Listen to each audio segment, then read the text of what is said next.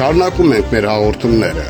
Այժմ ձեր ուշադրությանն ենք ներկայացնում Գյուլնար Ղարաբաղլու հայաստանյան իրողություններին նվիրված հաղորդաշարը։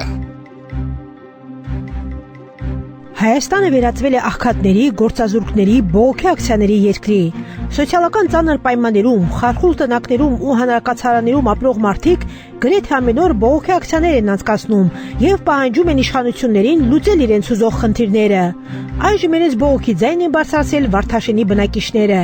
Երկար տարիներ վթարային հանրակացարաններում ապրող մարդիկ հավաքվել են քաղաքապետարանի մոտ եւ պահանջում են իրենց ապահովել նորմալ տներով։ 18 թվականին Փաշինյանը մեզ պարտադրում էր, որ մենք փողոցը փակենք, որ ինքը նստի աթոռին, որ մեր մասին հոգ տանի։ Հիմա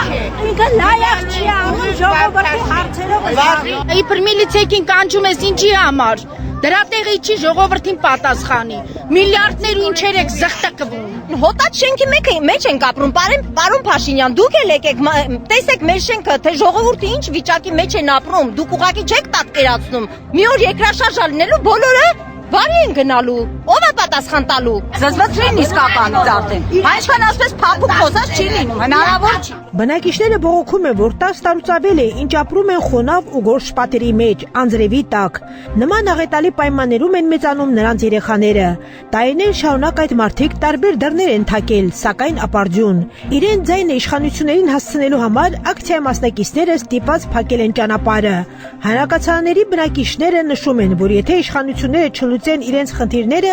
ստիպված կգնան կտրուկ քայլերի։ Եվ մինչ տարբեր չինովնիկներ ուսումնասիրում են հանրակացարանների վիճակը, այդ մարդկանց մնում է շարունակել ապրել վթարային շենքերում, վախն ու տագնապը սրտներում։